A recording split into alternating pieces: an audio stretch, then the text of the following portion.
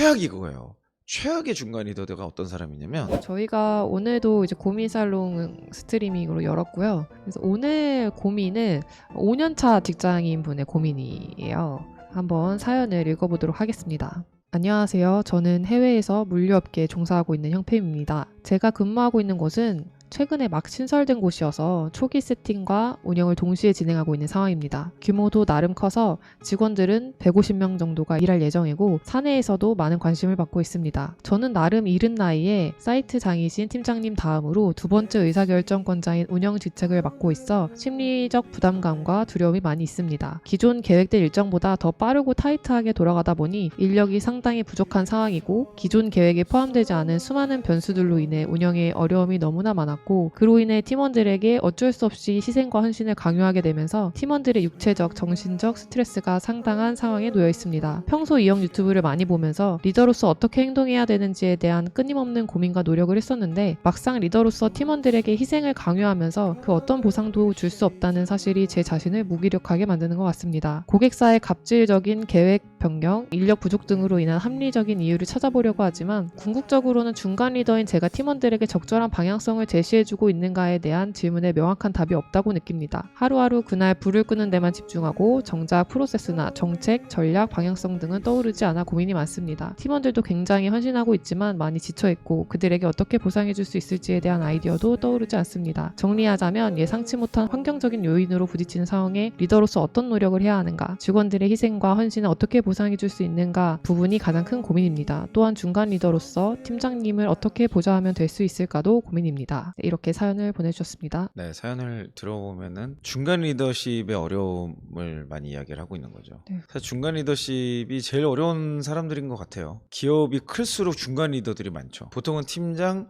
디렉터, 임원, CEO 보통 뭐 이렇게 네 등급을 본단 말이에요. 임원하고 이제 CEO를 같은 레벨로 이제 보는 데도 있고. 근데 어찌됐건 간에 따지고 보면 최고 의사결정권자를 제외한 모든 사람은 다 중간 리더인 거야. 그래서 360도 리더십이라는 거를 보통 이야기를 하죠. 네. 그러니까 윗사람도 좀 잘 파악해야 되고 부하 직원들도 이렇게 잘 이끌어야 되고 인접 부서 동료들까지 잘 이렇게 또 케어를 해야만 성과가 나기 때문에 네. 사실 중간에 끼인 굉장히 어려운 경우라고 볼 수 있죠. 그래서 뭔가 책임지고 이제 봐야 될 것들은 많은데 실질적으로 자기가 해줄 수 있는 게 없다고 느껴지니까 그 부분에 있어서 되게 힘들어 하시는 것 같아요. 저도 처음에 이제 팀장 맡고 나서 비슷한 어려움을 겪었던 것 같아요. 중간 리더십이 어려운 게 책임은 있는데 권한은 없는 경우가 이제 굉장히 크죠. 해결은 해야 되고 목표 자체는 있는데 지원은 없어. 그래 그 안에서 내가 결과물을 만들어내야 돼. 그리고 또 그게 또 어쩌다 보면은 이제 상급자와의 관계 속에서 지원을 잘 끌어내는 팀장이 또 일을 잘하는 팀장이 되고 뭐 이제 이런 아주 복합적인 어려움 속에 있는데 저는 그냥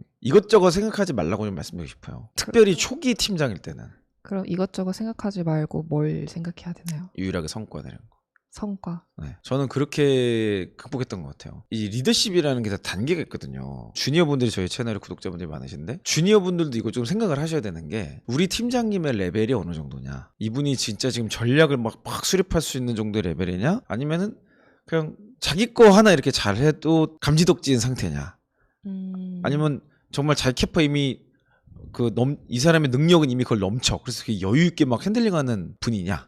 이거에 따라서 제가 보기엔 다 지금 달라요. 기대할 만한 요소가 좀 달라. 근데 지금 이제 사연을 보내주신 우리 형 팬분은 내용을 보면은 이제 맡으신 지 얼마 안 됐고 또 정식 팀장이라기보다는 이제 팀장님을 서포트하는 중간자 역할이죠. 어떤 회사는 이걸 공식화하기도 하고 공식화하지 않는 회사도 있어요. 회사마다 굉장히 다를 텐데 제가 처음 이제 팀장을 맡았을 때 할 수 있는 게 별로 없더라고요. 과제도 다 정해져 있어. 내가 뭐 무슨 새로운 전략을 짜거나 뭐 새로운 무언가를 하고 뭐 이런 거 없어. 아무것도 없고 그냥 내가 달성해야 될 썸띵만 있더라고요. 근데 어떻게 되는지 나한테 아무도 안 가르쳐줘. 그리고 팀원들은 거기에 동기부여가 하나도 안 돼 있는 상태. 제가 처음 팀장 맡았을 때 좀 그랬던 것 같아요. 그래서 그때 저는 5년차 7년차 이분들에게 조언하는 영상에서도 그런 얘기를 했는데 철저하게 상사에게 초점을 그냥 맞췄어요. 왜냐면 내가 지금 실력이 그렇게 안 돼. 내가 이거를 다 고려할 만큼의 어떤 능력이나 관점이나 네트워크나 이게 안 되는데 막 팀원들을 막 생각하잖아요.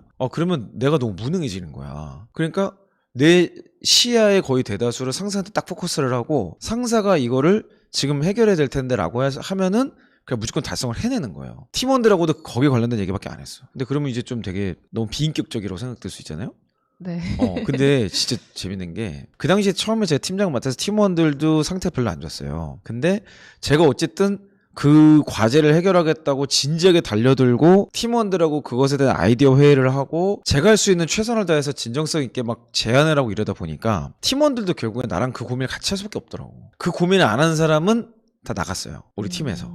그러면 나는 새로운 사람을 영입을 해야지. 그게 어쩔 수 없는 게 내 실력이 아직 그 정도의 깊이나 캐파가 안 되는데 괜히 무슨 좋은 팀장을 운운해가지고 그 좋은 팀장님의 어떤 역할을 하겠다고 덤비는 게 내가 보기엔 더 안 맞아. 그러면은 리더십 초기에 뭘 해야 될지 모르겠을 때는 그냥 그 팀의 목표에 집중하고 그렇죠. 네, 상사가 지시한 거를 잘 수행해 나가는 거에 더 집중을 하는 그렇죠. 게 거기서부터 있겠죠. 시작이라는 거지. 그러니까 처음엔 이 목표가 맞냐 틀리냐 이걸 항상 우리가 고민해야 돼요. 지식근로자는 무엇이 올바른 일이냐 이걸 고민하는 사람이 지식근로자이기 때문에 이거 하는 게 맞지만 그게 올바르냐 아니냐를 판단하기 위해서는 굉장히 다양한 관점들이 있어야 되거든요. 근데 그게 생길 때까지 시간이 좀 필요해. 그럼 그거를 초기에 적응하기 위해서는 그냥 지금 나에게 부여된 목표에만 신경 쓰는 게 좋습니다. 그래야 여러 가지 생각 안 들고 그렇게만 해도 그거 달성이 쉽지 않아요. 그럼 거기에 진짜 몰입해서 그 성과를 달성해내는 과정에서 이제 팀원들 모두와 다 잘 지낼 수는 없거든. 팀원이 많을수록 그래요. 제가 처음 팀장했을 때 팀원이 3명이었거든요. 3명 중에 2명이 저보다 나이가 많았고 1명은 저랑 동갑이었죠. 동갑인데 뭐 제가 생일이 빨랐으니까 뭐 학번이나 뭐 군번으로 치면 제가 선배긴 했는데 어쨌든 그런 과정 속에서 이 분들과 함께 제가 다른 고민 안 했어요. 저는 팀원들에게 동기부여 시켜야지 팀원들을 성장을 시켜야지 솔직히 그 생각 한 적이 없어. 주어진 것에만 몰입했어요. 그리고 팀원들이 만약에 못 따라오면 그냥 내가 해버렸어. 그 과정에서 조금씩 이제 진도가 나가니까 그때부터 내 상사가 나와의 관계가 바뀌더라고요. 그러면 내 상사가 나를 좀 더 신뢰해줘. 그리고 상사와의 관계가 조금 더 깊어지잖아? 그러면 자원을 이렇게 끌어당기기가 훨씬 쉬워집니다. 그럼 그때부터 이 일을 좀 더 쉽게 가는 거예요. 그 상사와의 신뢰가 쌓일 때 이제 권한이 생기면서 좀 그렇죠. 더 그걸 수월하게 맞아요. 받아갈 수 있는 거죠. 그러니까 일단 기본적으로 리더십이면 무조건 성과를 내야 돼요. 일을 못하면은 뭐 무슨 지원이 어딨어. 그거 항상 그렇거든. 회사는 되는 데다가 더 집어넣어요. 뭐 돈도 그렇고 시간도 그렇고 사람도 그렇고 모든 자원을 되는 데다가 집어넣지 안 되는 데를 밀어주진 않아요. 그러니까 초기 팀장을 맡았다고 한다면 무조건 회사가 요청하는 내용들을 어떻게 달성할 것인가에만 포커스해서 팀원들이 그 과정을 그냥 배우는 게 최고의 복지라고 볼 수 있죠. 저는 그 생각했어요. 우리 팀원들이 행복한 삶을 살게 해주는 방법이 뭐냐. 그랬을 때는 살아남는 방법을 알려주는 것이다. 근데 뭐 알려줄 수가 없어요. 왜냐면 나도 모르거든. 그러니까 그냥 살아남게 만들어주는 거. 그게 성과인 거예요. 그렇지, 그게 성과죠. 그러니까 결국 회사에서 성과 못 내면 회사 생활 진짜 괴롭잖아요. 뭐 해도 재미도 없고 맨날 욕만 먹고. 그렇잖아. 얼마나 힘들어. 그러니까 출근할 때마다 괴롭고 힘든 거. 근데 성과가 나오고 점점 내가 신뢰를 받고 조직에서부터 인정받는 이 무드가 형성되기 시작하면 사실 그 다음으로 할 수 있는 것들이 굉장히 많죠. 그러면 이분은 또 관점에 대한 고민도 하고 계신 것 같아요. 그래서 뭔가 비효율적인 게 있는 것 같은데 프로세스를 어떤 관점으로 봐야 될지도 모르겠고 방향성을 제안을 해야 될지도 모르겠고 이런 거는 그 다음 단계에서 할 수 있을까요? 저는 그건 그 다음 단계라고 봐요. 아... 그러니까 어떨 때는 비효율적인 일들을 많이 하죠. 근데 비효율적인 건지 아닌지는 끝나 봐야 알거든. 그러니까 이 사람이 고생한다고 비효율적인 게 아니에요. 이 사람이 힘들어한다고 비효율적인 게 아니야. 그게 성과랑 아무 상관이 없다라는 게 확인될 때 비효율적인 거거든요. 아, 비효율에 대한 개념이 또 달라지네요. 그렇죠. 그럴 수 그러면? 있죠. 그러니까 재미없거나 지루하거나 뭐 반복적인 일이라고 비효율이라기보다는 그게 진짜 필요한 일일 수도 있어요. 예를 들어서 제가 인사팀인데 인사팀장을 하는데 인사팀원이 뭐 문제 해결을 못해. 팀장님 이걸 대체 어떻게 될지 모르겠어요. 그러면 저의 답변은 언제나 이거 하나였어. 뭐였는지 알아요? 뭐였죠? 직원 100명 인터뷰하고 와. 이거였어요. 어... 면담 100명 하고 와. 그러면은 아니 직원 면담 100명을 한다고 뭐 내 문제가 해결이 되나? 어떤 고민이든지요? 어떤 고민이든지 어떤 일을 하든 무조건 직원 면담 100명을 하고 와. 그러면은 100명까지 안 해요. 보통 못 해요. 그것까지 못 하고 신입은 이제 100명 안 해오면 진짜 내가 좀 화도 많이 내고 그랬고 이제 좀 머리 좀 크고 좀 짬찬 애들은 뭐 말해도 잘 안 듣지. 어쨌든 100명 해 그러면은 뭐 한 10대 명 하고 와요. 근데 어쨌든 경험이 있을수록 10대 명 정도 면담을 하고 오면 아 내가 이거 이렇게 답을 스스로 찾더라고. 그러니까 잘 안 그려지는 것 같아요. 그거 해보세요 그러면. 우리 구독자 100명을 만나고 있어요. 그러면 우리 컨텐츠는 어디로 가야 되는 거 이게 느껴져요. 그러니까 제가 지금 하는 말은 뭐냐면 인사팀에게 있어서 면담이라는 거를 되게 해야 되는 건 아는데 그 당장 내가 해결할 일과 연결이 딱 안 되기 때문에 비효율적으로 느낄 수 있죠. 근데 사실 근본적인 게 이거거든. 그러니까 근본적인 일을 계속해서 하다 보면 자기도 생각하지 못했던 결론을 얻게 되는 거예요. 그러면 인사팀의 고객은 어떻게 보면 직원들이니까 고객 그럼요. 기초적으로 조사를 직원들이죠. 하라라는 그렇죠. 고객 조사를 하라는 거죠. 그러니까 비효율적이라고 느낄 수 있는 일을 하더라도 실제 성과를 내는 것에 도움이 됐냐 안 됐냐를 따져보고 그게 비효율처럼 보였지만 아 사실은 되게 중요한 일이었구나. 그런 거 해야 되는 거지. 그건 비효율이 아니야. 그 일에 의미를 부여해주고 그 일을 통해서 얻을 수 있는 결과물이 뭔지 해석을 해주는 게 리더십의 역할이죠. 네. 그러니까 그걸 해결하는 거는 내가 보기엔 리더가 해줄 수 있는 일은 아니에요. 리더가 해줄 거는 컨펌과 지원이에요. 그러니까 결국에는 비효율을 해결하는 거는 각자가 해야 돼. 내가 이 일을 해보니까 이 성과를 내는데 전혀 도움이 안 되더라 이 일이. 그러면 상사가 묻겠죠. 그럼 어떻게 하면 좋겠냐? 했을 때 아 요걸 요렇게 하면은 훨씬 더 좋을 것 같아요. 라는 제안을 했을 때 아 이런 진짜 아무 생각 없는 막 이럴 수도 있지. 그러니까 예를 들면 인사팀이 나한테 와가지고 아 직원 면담을 해보니까 얘네 맨날 뭐 불평불만만 하고요. 뭐 도움이 안 돼요. 그러니까 면담은 앞으로 안 하겠습니다. 그리고 차라리 저기 어디 가가지고 무슨 컨퍼런스 같은 데 가가지고 무슨 교육을 듣고 오는 게 훨씬 제도 설계 좋을 것 같아요. 이렇게 얘기해도 쳐봐요. 그럼 저한테 이제 바로 이제 명치 엎고 들어가는 거지. 넌 진짜 기본이 안 됐구나. 이런 얘기를 하겠죠. 네. 근데 그게 아니라 직원 면담을 하다 보니까 컨퍼런스 다니고 데이터 분석한 게 의미가 없더라고요. 저 직원 면담을 좀 더 해야 될 것 같은데요. 라고 한다면 저는 맞아. 그게 더 시간을 써. 라고 얘기하겠죠. 그러니까 상사가 해줄 수 있는 거는 부하 직원이 스스로 느낀 것에 대해서 고앤스톱을 해주는 것 같아. 맞아. 더 가. 아닌 것 같아. 멈춰. 또는 방향성이 이거니까 이런 고민을 해봐야 되지 않을까? 라는 질문을 던져주는 사람이죠. 어떨 때는 그걸 못 알아들으니까 지시를 하긴 해야 돼. 그러니까 지시를 해야 될 때가 있고 질문해야 될 때가 있고 지지를 해줘야 될 때가 있고 격려를 해줘야 될 때가 있고 칭찬해야 될 때가 있어요. 이건 이제 완전 리더십 컨텐츠니까 이거는 좀 할 얘기가 굉장히 많은 부분인데 어찌됐건 초기의 비효율에 대한 부분을 해결하는 거는 리더의 몫은 아니다. 그거는 개인이 해야 됩니다. 그 일을 하는 담당자 스스로. 근데 이제 주니어 레벨 또는 입사 초기에 있는 신입사원들은 조금 어렵죠.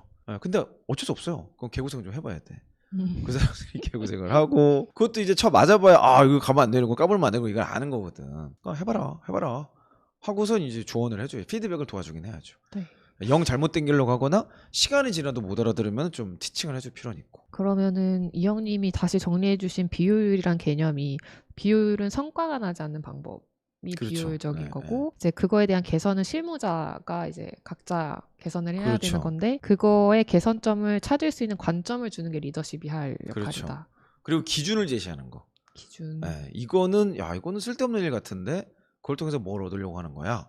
아. 뭐 이런 그러니까 변화를 하려다 보면은 되게 같이 관점이 부족한 상태에서는 그냥 막 하는 수가 있어요. 그리고 많이 무언가를 하는 거에서 그냥 만족감을 느끼는 경우들이 있죠. 그런 것들이 아닌가라는 건 점검해줄 필요는 있는 것 같아요. 그리고 이분은 또 뭔가 방향성을 본인이 제시해줘야 될 것 같은 부담감을 가지고 계신 것 같아요. 근데 중간 리더십에서 방향성을 제안을 해줄 수가 있나요? 그거는 참 되게 어려운 얘기인데 저는 방향성을 중간 리더십이 제안하는 건 아닌 것 같아요. 프로세스에 대한 조언은 할 수 있겠죠. 근데 방향성은 사실 탑 리더십에서 나오는 겁니다. 그래서 위에서부터 임원진, CEO 뭐 이런 데서 이미 방향성이 나와요. 그리고 그 방향성을 구현해내는 게 중간 리더십의 핵심 역할이거든요. 근데 거기서 갑자기 중간 리더들이 방향성을 제시하려고 뭐 그런 걸 요구를 받았다 그러면 당연히 해야겠지만 그게 아니라 그러면 사실 있는 방향성을 실제 실현하기 위한 액션이 뭐냐라는 거를 만들어내는 게 중간 리더죠. 그러니까 방향성을 제시하려고 하기보다는 이미 주어진 큰 틀을 어떻게 우리 팀, 나와 우리 부하 직원이 이 일을 잘할 수 있을 거냐에 대한 고민을 해야 돼요. 그러려면은 결국 해야 될 게 문제가 뭔지를 규정해야 되고 그 문제를 해결하는 방법에 대해서 생각해야 될 것들을 계속 토론하고 그리고 이제 생산성을 높일 수 있는 거. 아까 비효율도 그 중에 하나겠죠. 그러니까 조금 더 기술을 쓰면 좀 더 쉬워진다. 공유 문서를 쓰면 훨씬 더 생각 소통이 빨라진다.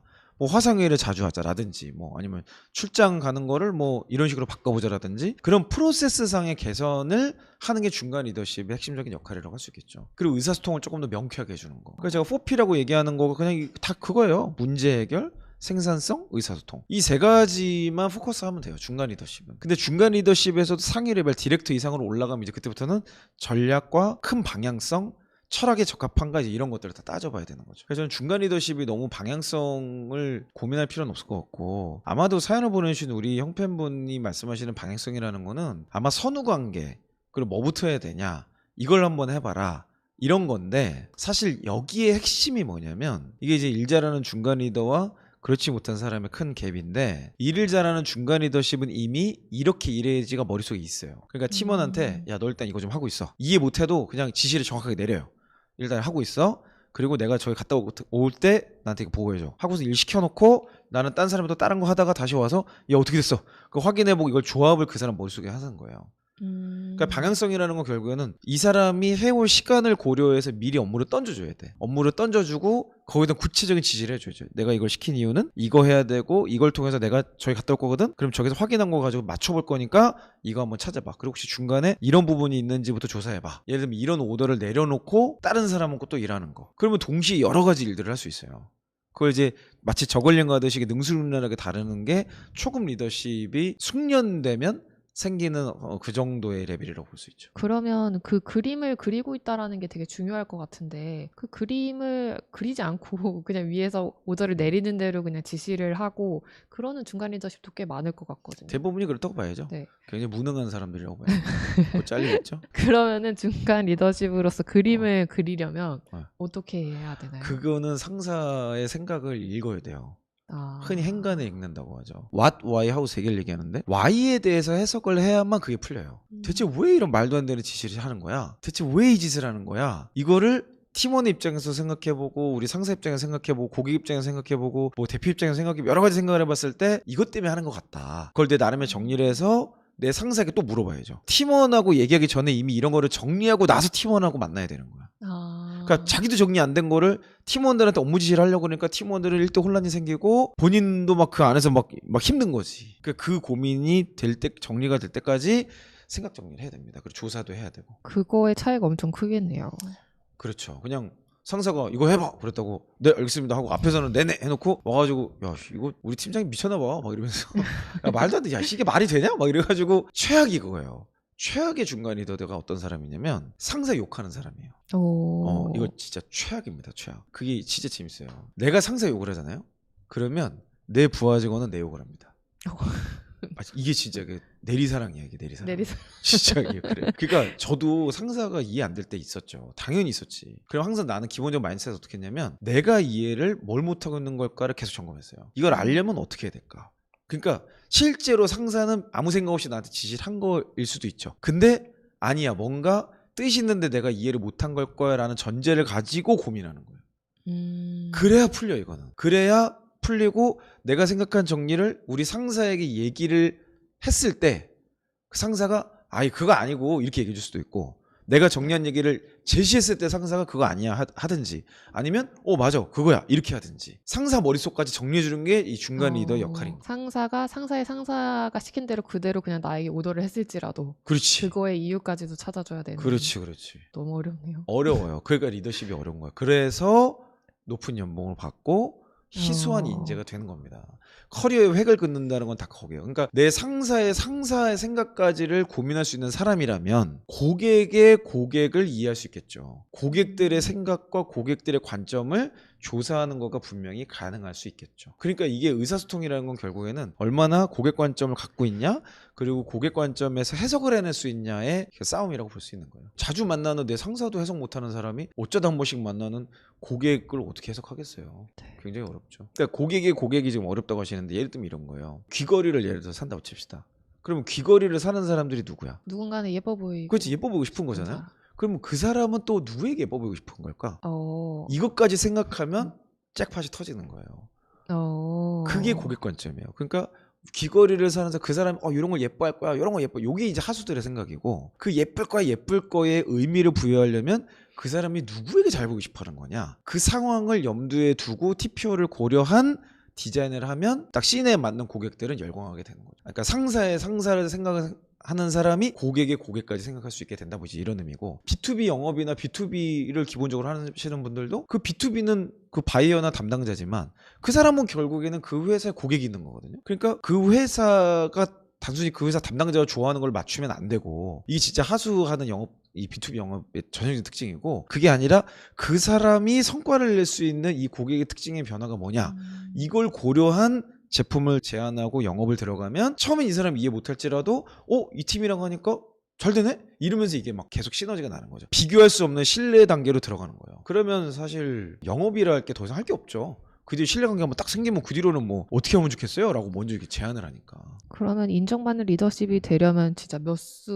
사람 속을 들여다볼 수 있어야 되니까 이제 고민을 보여주신 이분께는 정말 상사의 고민부터 먼저 해결해라. 그렇죠. 일단 거기부터 시작이라는 거지. 네. 그래서 무조건 이렇게 위로 딱 펼쳐지고 그 다음에 옆으로 이제 가는 거야. 내가 보기에는 부하 직원이 맨 마지막이에요. 왜냐면 위에를 맞추고 이쪽을 맞출 수 있어야 성과가 나거든요. 성과가 나야 부하 직원은 날 따릅니다. 내가 잘해준다고 따르는 게 아니에요. 네. 그러니까 많은 그 중간 리더분들이 이런 진짜 착각을 하는데 내가 얘네들한테 잘해주면 내 말을 잘 듣겠지? 천만의 말씀입니다. 부하 직원은요 귀신 같아요. 부하 직원은 상사가 성과를 못 내잖아요. 어느 순간에가 팍 돌아섭니다. 그 마음속에 막 이상한 생각들을 한다고. 무슨 말을 해도 뭐 그렇게 해도 안 될 텐데 뭐 이런 생각들이 계속 안에 있다는 거죠. 근데 상사가 말하는 대로 막 하니까 성과가 나. 상사가 말하는 대로 하니까 잘 되네? 이게 반복되잖아? 그럼 그게 신뢰관계가 생겨요. 그 다음에 잘해주면 진짜 완전히 우리가 한 마음이 되고 하나가 되는 건데 막 처음부터 잘해주려다가 그 사람 눈치 보다 부하 직원 눈치 보다가 성과도 안 나. 어차피 빠이빠이야 우리는. 이렇게 되는 거거든. 그러니까 처음에 성과를 내고 그 다음에 이 사람을 품어주는 거가 순서지. 일단 품고서 성과를 뭐 모르겠어요. 뭐 사람마다 방법론이 다를 수는 있는데 제 경험상으로는 그랬어요. 그러니까 기본적으로 자기 일도 못하는 상사가 부하 직원을 이끌 수 있을까? 했을 때는 그런 경우는 나는 본 적이 없다. 제가 수많은 리더십을 평가해보고 교육도 시켜보고 분석도 해봤잖아요. 근데 대부분 그래. 그러니까 셀프 리더십이 안 된 사람이 다른 리더십 단계로 넘어갈 수 있는가?에서는 제가 보기에는 그거는 말이 안 되는 일이다. 거의 불가능하다라고 보여지는 거죠. 그리고 소소님이 고객의 고객 관점을 스터디할 수 있는 책이 있을까요? 라고 질문을 해주셨어요.